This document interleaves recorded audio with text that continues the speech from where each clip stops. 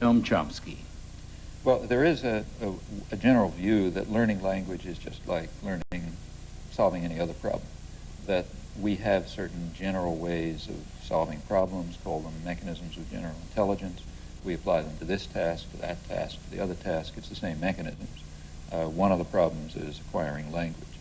There's another approach which suggests that, that in fact the brain is like every other system in the biological world. That is, it's highly differentiated into subsystems of special design and structure, and that one of these happens to have a special design for acquiring language. Chomsky has argued, to my mind convincingly, that many of the processes of mental computation involved in the normal use of language are inherited. You're born with them. They're in your genetic makeup. Coded in the DNA the way it's coded in the DNA of a human being that he's going to develop arms instead of wings. And then if it's, as it were, coded in the genes, it's not surprising that we're all good at it. It's like we're all good at having hair or something. Having two arms, as Chomsky likes to say. Walking is presumably encoded in your DNA. It's part of the innate program of human beings in their development that they're going to learn to walk and not learn to fly.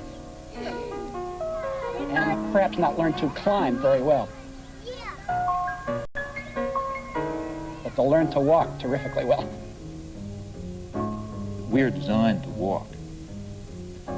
It's actually an open question to what extent a child has to be in an environment of walking people in order to walk. But that we are designed to walk is certain. That we are taught to walk is impossible. And pretty much the same is true of language. Nobody's taught language. In fact, you can't prevent a child from learning it. It's probably a mistake to even use the word learning in connection with language acquisition. As far as we understand it, it has very much the properties of normal physical growth.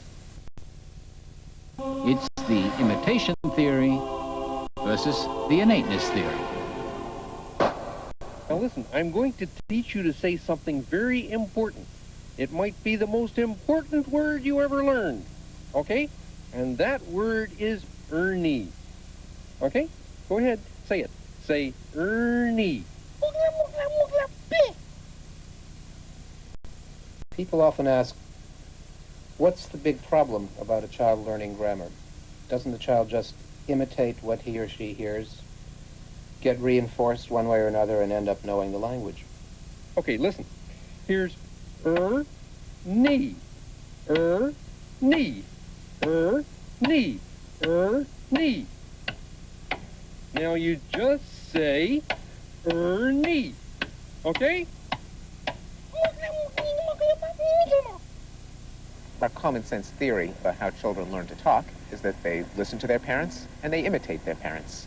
But every child, like every adult, can produce brand new sentences that child has never heard before and never produced before. I hate you, Mommy. Now, come on.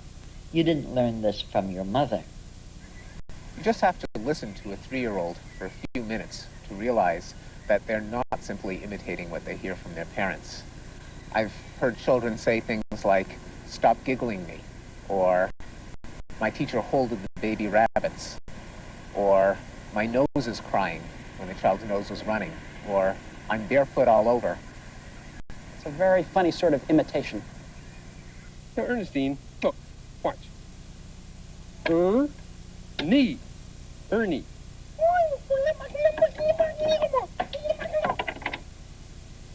Oh, well. Hi, Ernie. Hi, Bert.